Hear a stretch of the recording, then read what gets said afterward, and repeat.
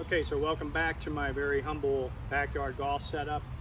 And again, I apologize for any of the background noise that you might hear due to traffic, as I'm fairly close to a heavily traveled road. So what I want to cover in this particular video is how to become a better ball striker with your existing golf swing without making too many changes to your golf swing.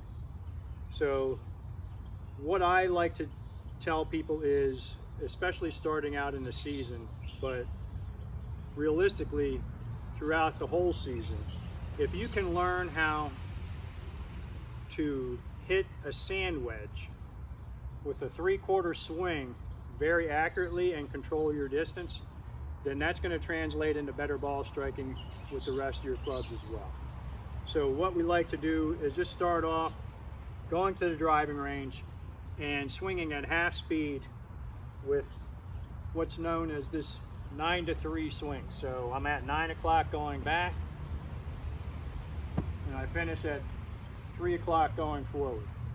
That's for the right-hand player, and obviously if you're left-handed, it'll be the opposite. So what we want to try and do is learn how to use our body most of the time to control the club, and just let the hands release through impact, focus on half speed, and just hitting the ball about 50 or 60 yards with your sand wedge. So if you're able to make real solid contact with that half speed, half a golf swing, then start picking up the speed a little bit with the swing while maintaining the length of the swing. And if you're able to pick out distances and start hitting the ball very solidly and controlling the distance from 50 on up to 100 yards, that's going to translate into better impact and better ball striking with your clubs up to a point, probably to your middle irons. So what I like to do is start off just with half swings, just warming up, hit the ball about 50 or 60 yards, make sure I'm making solid contact and the ball's carrying as far as I want it to and in the right direction. If I'm having success with that, I simply pick up the speed to about 65 to 75%. That should take me out to about 75 yards with this club. And if I'm making solid impact and I'm controlling that distance well, then I can move up to swinging 100% swing speed with that half swing. And if I'm making consistent contact and controlling the distance going 100% at that half swing, then I'll start extending my backswing a little bit. So we started out at 9 o'clock.